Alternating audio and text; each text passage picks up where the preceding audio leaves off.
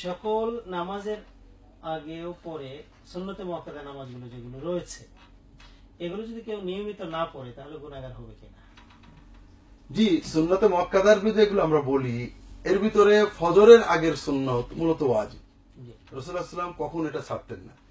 এটা নিয়মিত বা অনিয়মিত ছাড়াটা গুনাহের কাজ। বাকি সুন্নতগুলো জোহরের আগে, জোহরের পরে, মাগরিবের পরে, ইশার পরে রাসূলুল্লাহ সাল্লাল্লাহু আলাইহি ওয়াসাল্লাম পড়লে সওয়াব হয় ব্যাপক বলেছেন।